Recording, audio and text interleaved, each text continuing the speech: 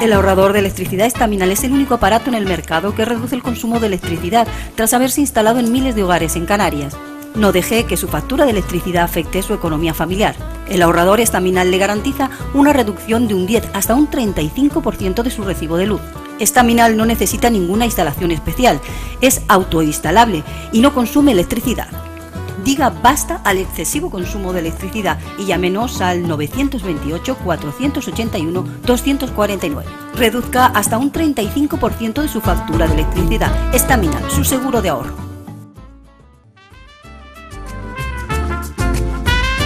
Ahorrador de electricidad Estaminal. Tras muchos años de implantación en Canarias, les ofrecemos la posibilidad de ahorrar de un 10 hasta un 35% del consumo de su factura de electricidad. Tenemos un ahorrador que se adapta a sus necesidades, sea cual sea su tipo de negocio o industria.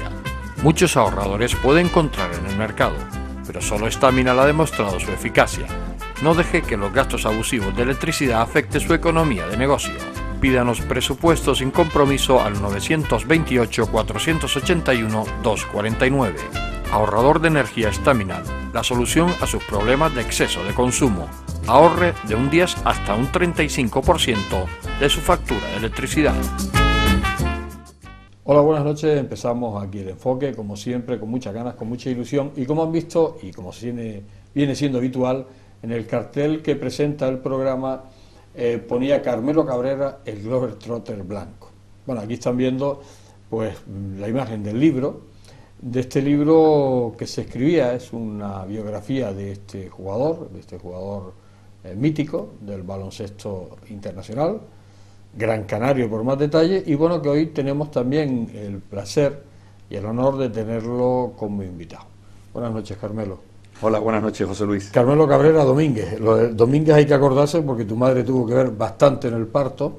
Este libro, esta biografía, que la escribe es periodista deportivo, ¿no? Un tinerfeño, José Luis Hernández, lo dije bien, lagunero para más detalles, ¿no? Exacto. Esta biografía un poco, ¿qué significa a nivel personal, a nivel tuyo, como Carmelo Cabrera, qué significa este libro? Que bueno, pues que habla de ese Globetrotter, que como él me decía fuera de micrófono, claro, la traducción al español es trotamundo, y esto viene de los Globetrotters de Harlem, este equipo, leyenda, porque hay muchas leyendas sobre este equipo, pero que es de exhibición y que tiene la magia de dominar el balón y hace verdadero arte. De ahí viene el Globetrotter blanco. Pero, ¿qué significa este libro, esta biografía? Es una biografía autorizada que desde hace mucho tiempo, prácticamente 4 años, que José Luis me había ofrecido para escribir un libro sobre mi vida deportiva. Y él lo quiso analizar como en 4 tiempos, en 4 periodos. Primer periodo que iba a corresponder a mi salida aquí de Gran Canaria, llegando al Real Madrid con 18 años, donde milité durante 11 temporadas. Luego daba el salto a Valladolid, donde jugué también 2 temporadas en la tierra del Pisuerga, para terminar mi carrera deportiva en el Canarias de la Laguna, precisamente donde es el periodista. Ahí pues termino el 23 de abril de 1988 y luego queda el último cuarto, pues como un resumen de postpartido, para hablar un poco también de la selección española, de la selección europea y de todo lo que hice a partir de esa fecha también relacionado con el deporte de la canasta. Pero ahora vuelvo a la pregunta, ¿qué ha significado para ti esta biografía? Muchísimo, porque era como un resumen de mi vida y dejar constancia del paso de todas esas temporadas. Quiero recordar que jugué 20 años en la máxima competición y es una gran satisfacción, aparte un orgullo, ¿no?, que un periodista canario se haya acordado y que haya empezado a escribir, pues después de muchísimo tiempo, todo el resumen en 504 páginas, donde también está ilustrado con más de 75 fotografías, muchas de ellas inéditas, y con algunas anécdotas, ¿no?, como están los contratos de mi etapa deportiva, menos el del Real Madrid, que como bien sabes, cuando se fichaba por el Real Madrid, tanto con don Santiago Bernabéu como con Raimundo Saporta, era solo un apretón de manos y no existía documento contractual que acreditase que tú ibas a jugar en el Real Madrid, solo la ficha federativa. ¿Te sientes realmente que ella, quitando modestia e inmodestia y quitando todas esas tonterías que muchas veces se dicen, ¿te sientes realmente, o tú crees que con tu carrera deportiva, hablamos siempre de tu carrera deportiva, se te ha reconocido a nivel España realmente la importancia que tuviste dentro del baloncesto español y el baloncesto europeo? Yo diría que sí, que el libro es como un homenaje, como un tributo. Pero yo más que en este libro, que efectivamente es un tributo, pues una biografía, pero a nivel popular, a nivel periodístico, a nivel... Si hubieras nacido, en vez de en Gran Canaria, hubieras nacido en Madrid, ¿hubiera sido diferente? No, yo diría que no. Lo único es en la etapa que económicamente, pues, los contratos ahora se han disparado, ¿no? Porque cuando yo empecé en el Real Madrid con 18 años, era el año 68, pues fui prácticamente a debutar allí, pues porque me gustaban los colores del Real Madrid y el baloncesto, pero no pensando en el aspecto económico. Hoy en día la proyección y la visión sería totalmente diferente. Hoy podemos cifrar, ¿no?, a muchos contratos en 1,5 millones de euros, 3 millones de euros, que me parece un auténtico disparate. También viene reflejado en el contrato, ¿no?, lo que cobrábamos en aquella etapa, que era irrisorio, ¿no? Yo creo que me parece que me retiré del Real Madrid después de 11 temporadas ganando 100.000 pesetas, que era un buen sueldo, pero no las cantidades de ahora. ¿Fuiste el inventor de las asistencias? No, el baloncesto está inventado. Hay gente que cuelga ahí en el Facebook que si habíamos inventado el alley-oop y que si había inventado el autopase, etcétera. No, el baloncesto no se inventa, se crea, como puedes hacer ahora Sergio Rodríguez, el tinerfeño, ¿no?, que lo que estaban haciendo en continua ebullición es inventando o creando o teniendo mucha imaginación para desarrollar un tipo de juego con mucho desparpajo, con mucha intuición, con una gran creatividad. Pero si ahí venía el nombre de Globetrotters, los Globetrotters ya practicaban un baloncesto de malabarismo, más bien circense, pero donde siempre ganaban, y fundamentalmente porque eran negros y de Harlem, y que tenían muchísimas condiciones físicas. Por eso el alley-oop también no es que lo inventase, sino que aprovechaba las condiciones físicas de un jugador como era el extraterrestre Nate Davis de Valladolid, que saltaba muchísimo, que ponía el codo por encima del aro, y el reglamento permitía en ese momento recibir el balón hasta el nivel de 3.05. Y ahí nos aprovechábamos de esa circunstancia que afortunadamente ahora ha quitado la ley, esa regla, la FIBA, para el espectáculo de todos los espectadores. Tú sales del Club Natación Metrópoles, la única vez que en este caso a Gregorio Socorro se le ocurrió crear un equipo de baloncesto. Tú habías estado jugando en el Claret, de repente ese año te mudas al Metrópoles, el Metrópoles se queda campeón de España juvenil, se fijan en ti en Madrid cuando vas a ese campeonato de España y automáticamente te fichan el Real Madrid directamente, sin pasar por la casilla de salida, directamente al Madrid. Ahí surgen esos 11 años. Tu salida al Madrid a ti no te ha dejado muy contento nunca. Tú creo que querías renovar más de un año, el Madrid te ofrecía un año, algo a ti te sentó como a cuerno quemado y decidiste mudarte, ¿es correcto? Totalmente, José Luis, eres una enciclopedia andante. Andante. Pero me siento bastante mal, ¿no?, porque yo estaba muy identificado, no solo era el equipo de baloncesto, eran mis hermanos, estos compañeros, eran mi auténtica familia, y yo estaba muy identificado, tanto con el club como con el equipo, con el estilo de juego. Sin embargo, mi forma de ver fue precipitada el corte que me hizo Lolo Sainz. De ahí, años más tarde, su gran arrepentimiento o su gran equivocación. Escribía en los diarios madrileños, ¿no?, que me había cortado las alas a la inspiración, a la imaginación, a la creatividad, pero ya era tarde. Yo le agradezco mucho esas palabras a Sainz, ¿no?, al entrenador de la época, pero también empecé a vivir una etapa en Valladolid muy gloriosa. Hasta entonces solo habíamos quedado quintos en la competición y podía haber disfrutado también de otra auténtica maravilla como era Nate Davis, ese jugador que era capaz de meter hasta 40 puntos con la mano rota como lo hizo en alguna ocasión y que era un auténtico espectáculo donde pude formar un binomio con él de maravillas, ¿no?, porque disfruté muchísimo, tanto como en el Real Madrid como luego años más tarde también en el Canarias. 2 años gloriosos en el Valladolid y te vas al Canarias. ¿Esto por qué esa decisión? Era volver otra vez a mi tierra. No podía jugar en el Gran Canaria, en el Claret, porque en aquel momento no había equipo en primera división, y me ofrecieron los laguneros jugar, o por lo menos potenciar un poco y liderar el equipo del Canarias. Y no lo dudé, ahí estuve 7 años, también magníficos, quedamos 2 veces sextos, que yo siempre recordaba en el vestuario el primer día, vamos a quedar campeones de liga, y me miraban un poco estupefactos, en el sentido de que era imposible, porque los 5 primeros siempre estaban ya adjudicados. Pero quedar sextos para nosotros era quedar como campeones de liga.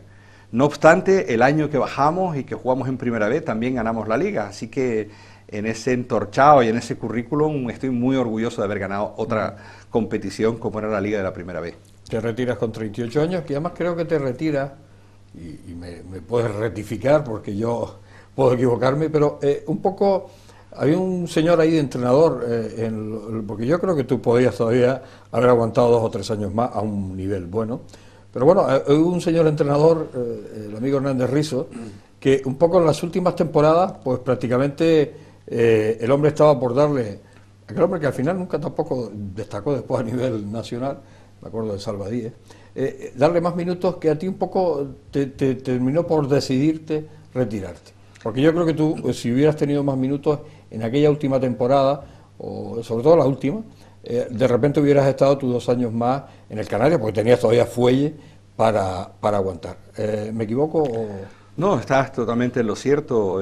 Hernández Rizo se venía perfilando como el descubridor de Salva Díez y quería darle más oportunidades y quería apostar más por él, y me fue relegando a un segundo plano. Pero, perdona que te interrumpa, pero muchas veces yo recuerdo esa última temporada que al final tenías que salir a resolver el problema que se venía. Es decir, no salías de titular, pues tenías que salir, en los minutos que salías, a resolver lo que se le venía al Canarias, que se le venía abajo el marcador, y eso pasó en esa última temporada bastantes veces, ¿no?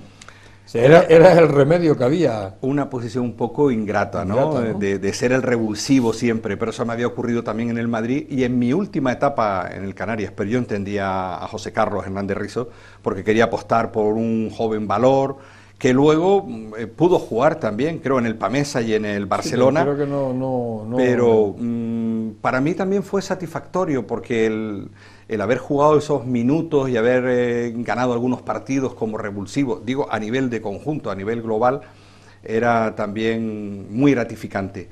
Sin embargo, a José Carlos también le estoy muy agradecido. Podía haber seguido algunos años más, porque no solo porque tenía condiciones todavía, o fuelle, como bien has indicado, sino porque tenía mucha motivación, porque tenía muchas ganas y me habían respetado las lesiones. Y ahí es cuando pude seguir, pero decidí en un momento determinado que dedicarme a la parte empresarial o dejar la parte deportiva ya, o a la parte técnica deportiva.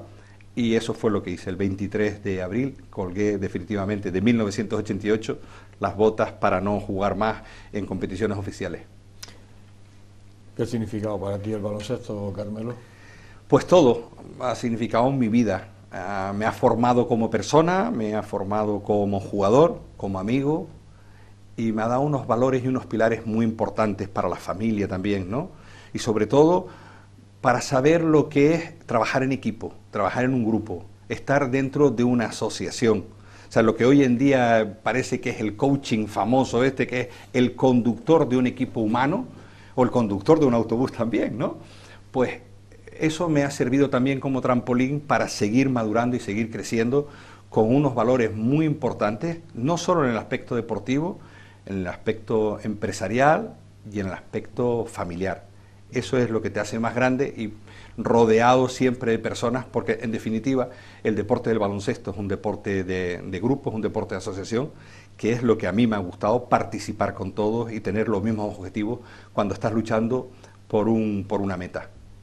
Lo que sí es verdad que tú, a pesar de que tus ingresos no tienen nada que ver con los ingresos de hoy en el baloncesto, pero bueno, fuiste como una hormiguita, ¿no? Que si supiste esos pocos ingresos que recibiste del baloncesto, después más o menos, porque claro, muchos jugadores hoy del baloncesto de aquella época, no digo que la indigencia, pero bueno, algunos han estado por ahí pasando malos tragos e incluso han salido a nivel de televisión, pero tú, con aquellos pocos ingresos que recibiste, los supiste colocar en determinados momentos para que te permitieran después del baloncesto, a hacer una vida normal y decente, ¿no?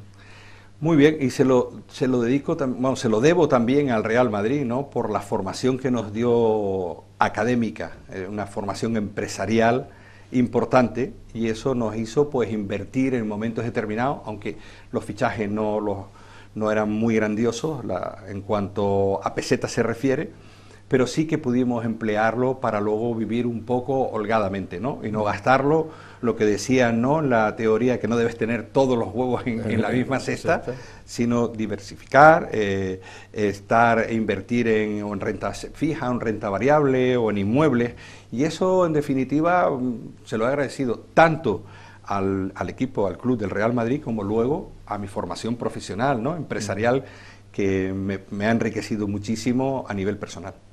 Bien, vamos a hacer una pequeña pausa. Estamos hablando con Carmelo Cabrera, estamos hablando de esa biografía. Lo que pasa es que la estamos a lo mejor desgranando un poco, que en el libro habrá más cosas y habrá que leerlo y habrá que comprarlo, porque este libro, bueno, tiene muchas cosas que decir. Pero bueno, a nosotros nos gusta el contacto directo con el personaje, en este caso Carmelo Cabrera Domínguez, para esta casa, todo un ídolo del baloncesto, y en el plano personal yo siempre me fijé en él. Yo jugaba al baloncesto y yo llevaba el 7 en la espalda como lo llevaba él, eso hay que decirlo también. Hacemos una pequeña pausa y volvemos enseguida. Ahorrador de electricidad Estamina. Tras muchos años de implantación en Canarias, les ofrecemos la posibilidad de ahorrar de un 10 hasta un 35% del consumo de su factura de electricidad. Tenemos un ahorrador que se adapta a sus necesidades, sea cual sea su tipo de negocio o industria. Muchos ahorradores puede encontrar en el mercado, pero solo Estamina ha demostrado su eficacia. No deje que los gastos abusivos de electricidad afecten su economía de negocio. Pídanos presupuesto sin compromiso al 921-481-249. Ahorrador de energía Estamina, la solución a sus problemas de exceso de consumo. Ahorre de un 10 hasta un 35% de su factura de electricidad.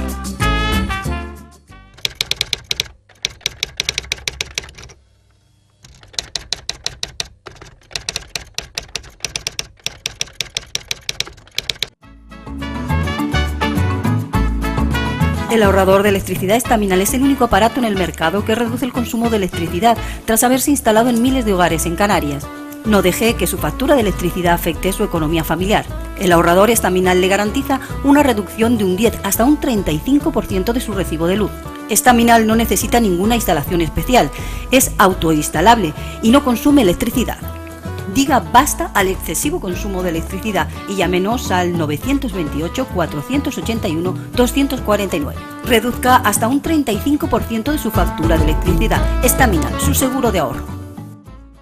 Seguimos aquí en El Enfoque, en este especial dedicado a Carmelo Cabrera, este especial dedicado a este libro. Bueno, el especial está dedicado a Carmelo. El libro, pues bueno, es la circunstancia que nos ocurre para traerlo aquí. Pero efectivamente Carmelo, que también ha sido colaborador de esta casa durante muchos años, hemos hecho muchas cosas aquí en esta casa, desde comentarista hasta las clases con Carmelo Cabrera en el año 96. Lecciones con Carmelo. Sí, lecciones con Carmelo Cabrera, que además eso se hace en el 96, tú te retirabas en el 88. El 88, pues 8 años, que todavía estabas tú en perfecta forma física y hacía aquellas clases con Carmelo Cabrera, que además tuvieron su repercusión, y en aquella época con los medios que había, que no son los de hoy. O sea que Carmelo con nosotros hemos tenido esa buena colaboración, que la seguimos teniendo, lo que pasa es que ahora, bueno, a lo mejor más alejado por otros motivos de su actividad. Ahora ya no tanta, ¿no? Ya no tanta, porque bueno, estás en el periodo de creatividad, pero sin remuneración económica. Ahora mismo ya en plan de hacer cosas, pero a tu aire, ¿no? Desde hace un año ya soy jubilado, ¿no? He pasado de ser ¿Quién lo diría, ¿no? Pensionista. Con el aspecto que tiene, dice, ¿cómo va a ser este señor? ¿Qué pasa? ¿Que lo dejan jubilar a los 50? No.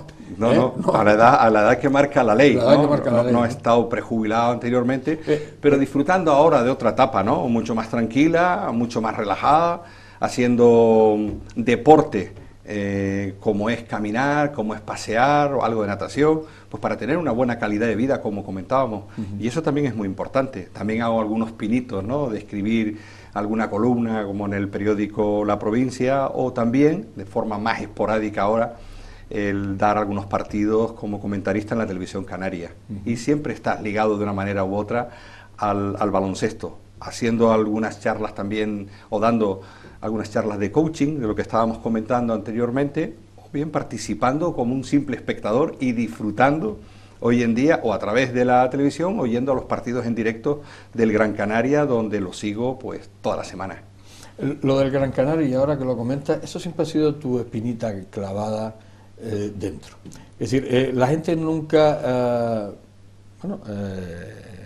se ha explicado, bueno, en los últimos tiempos incluso se hablaba de ver a Carmelo Cabrera como presidente del Herbalife Gran Canaria. Al final no pasó, pero el por qué, porque hubo un momento en que se encontraron los dos equipos, estaba el Claret y estaba el Canarias en la misma categoría, tanto en primera se encontraron como en División de Honor. ¿Por qué nunca volviste tú a tu casa real, que era el Claret?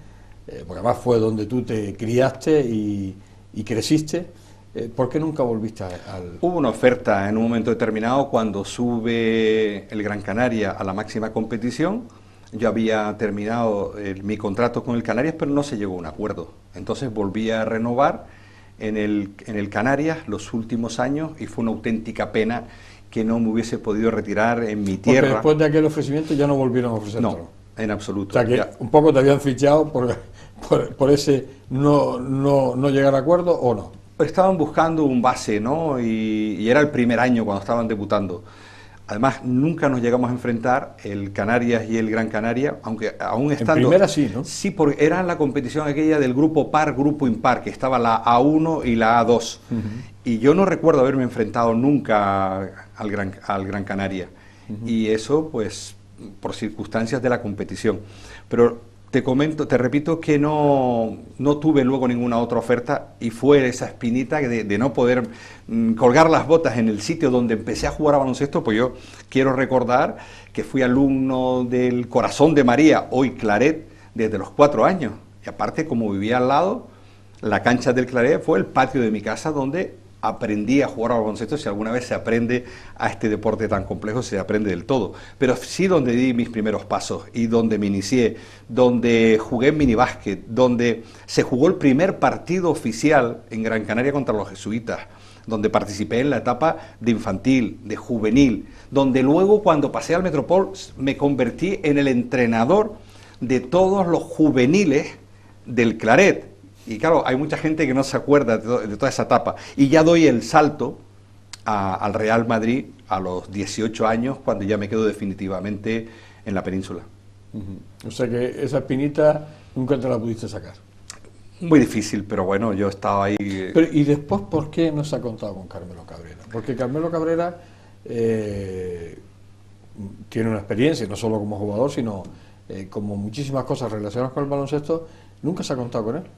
Yo soy entrenador nacional y superior de baloncesto y he sido profesor de la escuela de preparadores, pero cuando no te llaman, pues tú tampoco te vas a estar ofreciendo. Yo he hecho también mis pinitos, me he dedicado más a la pedagogía o a la psicopedagogía con las escuelas de iniciación y de tecnificación, como tú has sido muy testigo en aquella etapa que primero estuve en Galdar, ¿no? 7 años, y luego también estuve en las escuelas de baloncesto municipales del Ayuntamiento de Las Palmas de Gran Canaria, y ya pues a través de todos los campus y de los 3x3, que siempre tenía una colaboración bastante intensa, o dirigiendo todo ese tipo de actividades, hasta hace un par de años que ya lo he dejado, porque hay que dar paso también a las generaciones venideras. Pero el tema del Gran Canaria es que no ha habido ofrecimiento, con lo cual ahí se ha quedado. Bueno, yo diría que el Gran Canaria tienen sus propios técnicos, su propio grupo, y muy homogéneo de toda la vida, tiene ese sistema, y prácticamente no conmigo. Es decir, no ha habido ningún técnico gran canario, pero a mí lo que me da más pena es que no hayan jugadores de la cantera que puedan estar en el primer equipo. y entonces no cuenta, no tiene un arraigo social en el sentido de que no viene gente de la cantera, porque yo te recuerdo también en Tenerife cuando jugaba en el Canarias, pues habían 3 palmeros, 2 laguneros, un gran canario y luego tenía algún americano de turno, pero es que hoy desgraciadamente no se está invirtiendo en la base, por lo visto es más fácil ir a buscar al mercado extranjero o nacional que invertir en las escuelas esas de iniciación y tecnificación y de perfeccionamiento. Yo hago votos desde aquí pues para que se siga trabajando o que haya otro tipo de infraestructura, como tienen equipos puramente baloncestistas, como puede ser la Peña, el Juventud, o como puede ser el Estudiante. Yo creo que aquí encaja perfectamente una réplica de ese modelo de infraestructura para desarrollarlo aquí en Gran Canaria. Pero que hasta la fecha, además, sobre todo cada vez menos, porque ahora me parece que hay un jugador que es portugués, que no es portugués, se llama portugués de apellido, Joaquín Portugués, pero que ni siquiera tiene un minuto, ¿no? No, a mí me gustaría por lo menos que estén como sparring, que viajen, que cuenten, que participen, que se identifiquen con los colores del Gran Canaria. Bueno, hasta hace poco siempre había pues un jugador que, sí, que más o menos jugaba. Los Alvarados, por ejemplo. Alvarado, o anteriormente Roberto Guerra. Roberto Guerra, o sea, siempre hubo algún jugador un poco franquicia. Bernie Hernández, bueno, han habido unos cuantos, pero que luego han sido un poco flor de un día, ¿no? O sea, no han tenido una continuidad. O muchos han tenido que irse fuera. Yo creo que hemos exportado muchos jugadores. Me acuerdo hasta Almeida, en paz descanse, ¿no? Almeida, que jugó en el Barcelona. Pepón Artiles, que también jugó en Portugal y también jugaba en el Canarias. Y Santi Toledo, que también que al final tuvo que salir a Tenerife y ahí fuera también estuvo el hombre. Sí, sí. O sea que muchos jugadores que hay madera nivel, aquí, ¿no? Hay madera, si invertimos. Lo que pasa es que lo que no es normal que en 50 años, desde que yo dejé la etapa de minibásquet o más, que no haya salido ningún jugador con relevancia suficiente para destacar en las categorías superiores o que haya llegado inclusive a alcanzar la internacionalidad. Ya no digo absoluta, que se vende muy cara, ¿no? Pero sí que en juveniles, junior, Jorge Santana mismo, que estuvo también, y el hijo de Jorge Santana, pero luego no llegó más, pues no sé, desconozco un poco la situación interna de cada club, ¿no? Pero me lo pregunto desde fuera como espectador. ¿Deberíamos invertir más de poner buenos entrenadores en la base? Pues un poco como la estructura o la infraestructura que tienen los equipos americanos. En las universidades americanas es donde están los mejores entrenadores.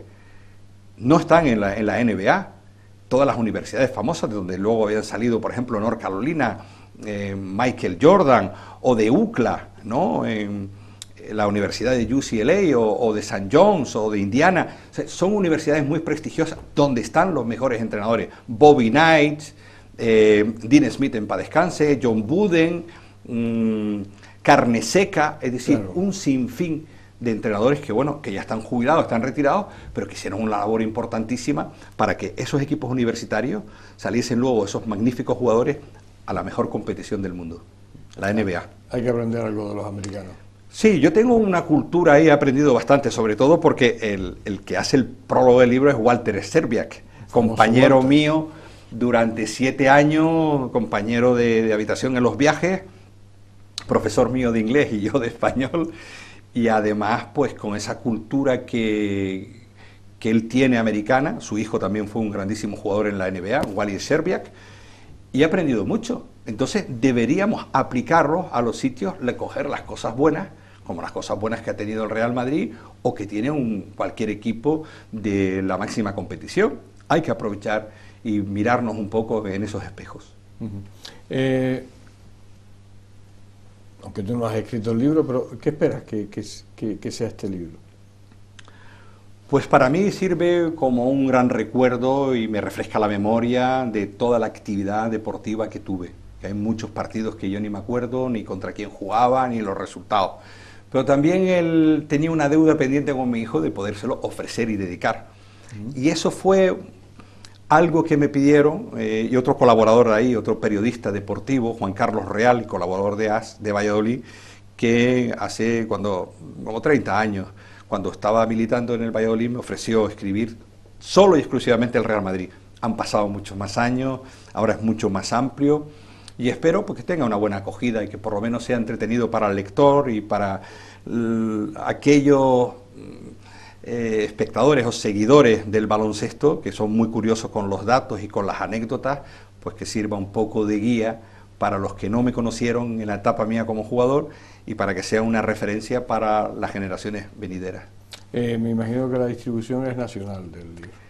Sí, nacional y también internacional, porque se puede comprar también por internet, ¿no? Y ya han habido pedidos desde Argentina, en México y de algunas asociaciones también que han venido a jugar aquí, pues querían que se les enviase y eso pues tienen la facilidad. También el libro tiene una vocación social, ¿no? Que es ayudar a una ONG, sobre todo para los niños canarios con cardiopatías congénitas. Y eso a mí me ha encantado, ¿no? Poder participar siempre con los niños, siempre en la base, siempre en la educación infantil, y me ha alegrado muchísimo al ponerme de acuerdo también con el autor y que el autor además es el que también ha participado en todo esto, pues dedicarle pues todo el mérito que tiene a José Luis Hernández, que ha tenido mucha paciencia de aguantarme tantos años contándole todas las cosas, pero donde él también es un enamorado del baloncesto del Canarias y del baloncesto en general. Porque ¿cuánto tiempo se ha tardado en...? Pues mira, se ha tardado 4 años, pero desde hace 7 años él contactó conmigo a través de la Asociación de Veteranos del Real Madrid, que tenía intención de conocerme y que tenía mucha ilusión de escribir sobre mi vida, y que si yo le daba permiso para o la autorización suficiente para que fuese una biografía autorizada por mí. Y yo encantado, yo la he leído y me ha parecido perfecto, se acerca muchísimo a todo lo que...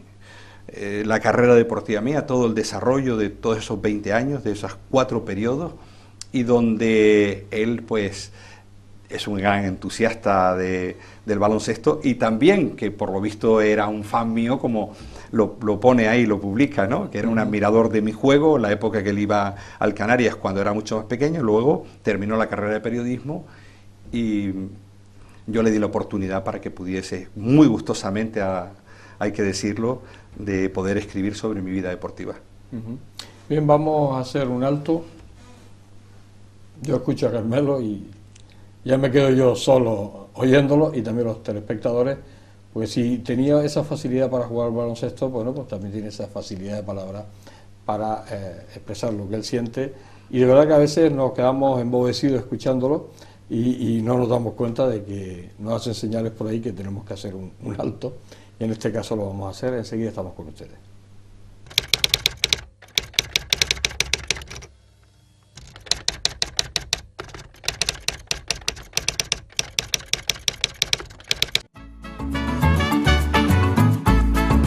El ahorrador de electricidad estaminal es el único aparato en el mercado que reduce el consumo de electricidad tras haberse instalado en miles de hogares en Canarias. No deje que su factura de electricidad afecte su economía familiar. El ahorrador estaminal le garantiza una reducción de un 10 hasta un 35% de su recibo de luz. Estaminal no necesita ninguna instalación especial, es autoinstalable y no consume electricidad. Diga basta al excesivo consumo de electricidad y llámenos al 928-481-249. Reduzca hasta un 35% de su factura de electricidad. Estaminal, su seguro de ahorro.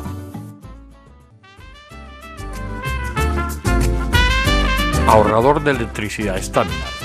Tras muchos años de implantación en Canarias, les ofrecemos la posibilidad de ahorrar de un 10 hasta un 35% del consumo de su factura de electricidad. Tenemos un ahorrador que se adapta a sus necesidades, sea cual sea su tipo de negocio o industria. Muchos ahorradores puede encontrar en el mercado, pero solo Estaminal ha demostrado su eficacia. No deje que los gastos abusivos de electricidad afecten su economía de negocio. Pídanos presupuesto sin compromiso al 928-481-249. Ahorrador de energía Estaminal, la solución a sus problemas de exceso de consumo. Ahorre de un 10 hasta un 35% de su factura de electricidad.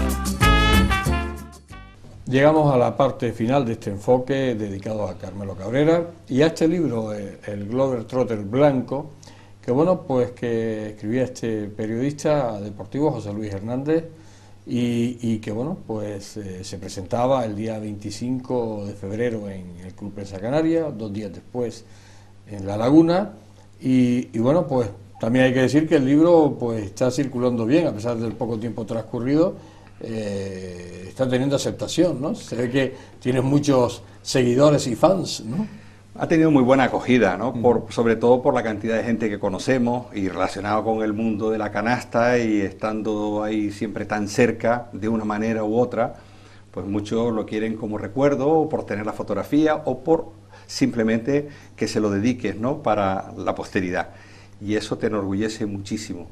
Y también el darle las gracias a las firmas patrocinadoras, ¿no? Que sin ese apoyo pues no hubiésemos podido sacar el libro, ¿no? Una de ellas es Miguel Ángel Ramírez, el actual presidente de la Unión Deportiva Las Palmas, con B-Motor.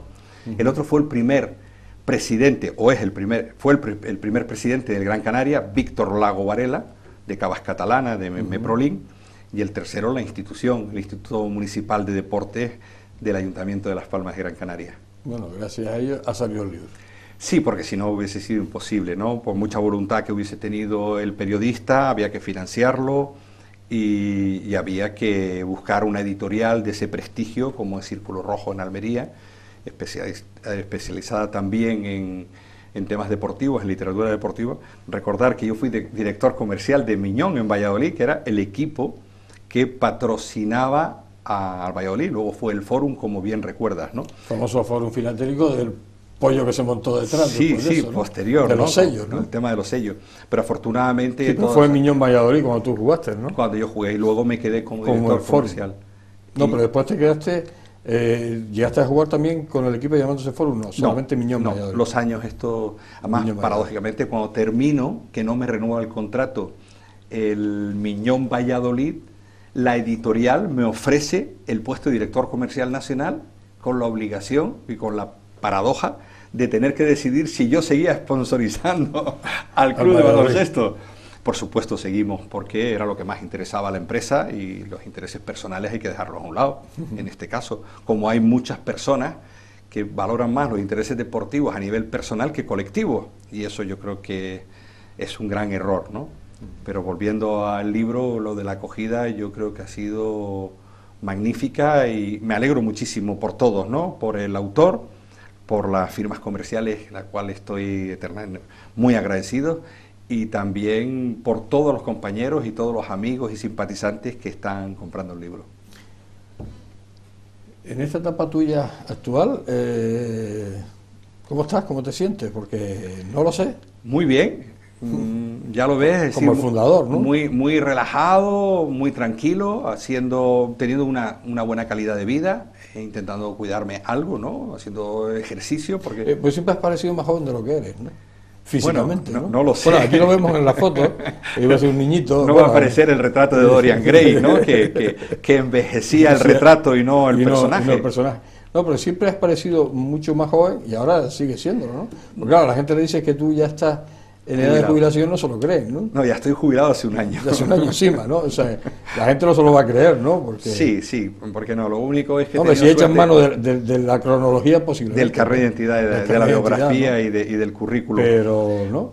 Pero hay que cuidarse, yo recomiendo siempre hacer algo de ejercicio, ¿no? De estiramiento, de flexibilidad, y tener una dieta equilibrada y hacer algo de deporte, algo de ejercicio.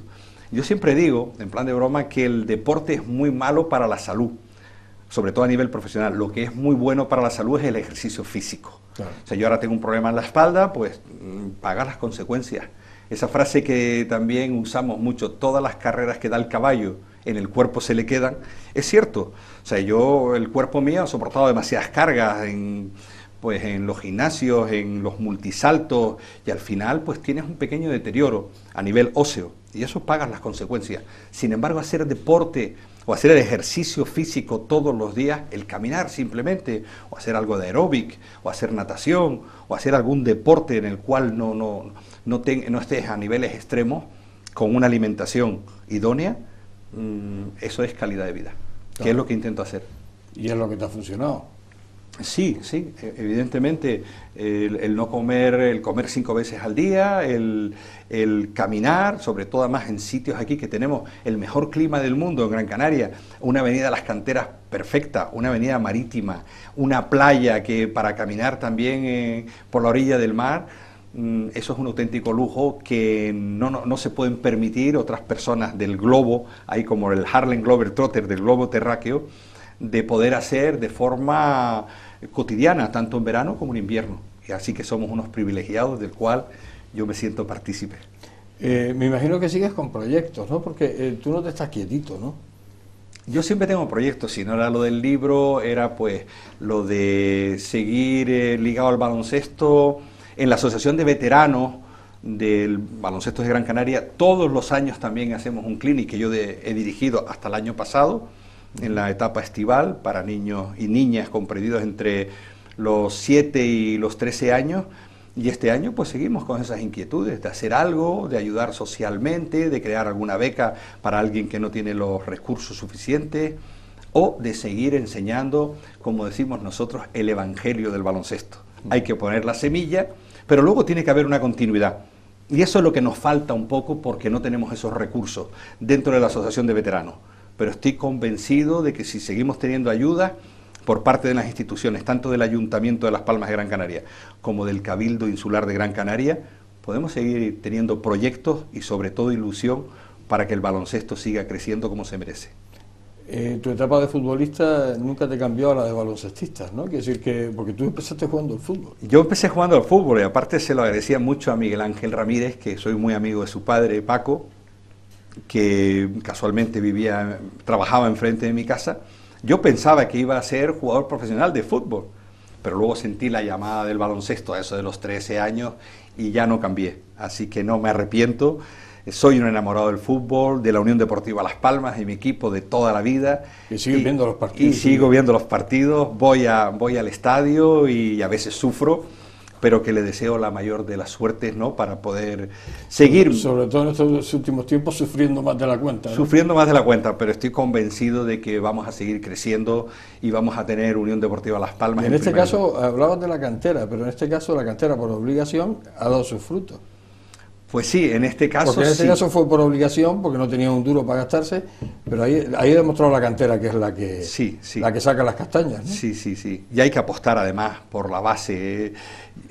Yo creo que debe haber un equilibrio, ¿no? En todas las disciplinas deportivas, es decir, la veteranía y la juventud.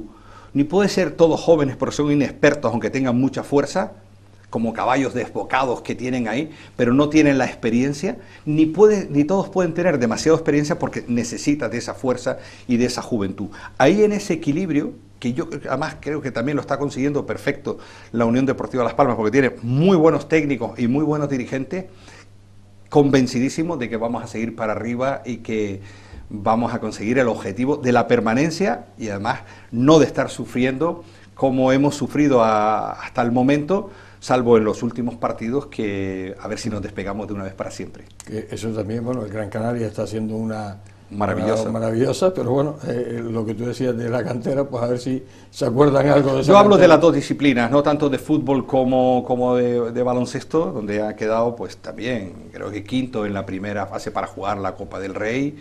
Y en la Eurocup también muy bien, que siempre es el objetivo del Gran Canaria, ¿no? Pero Gran Canaria ya tiene que dar un salto de calidad y un paso al frente más, ¿no?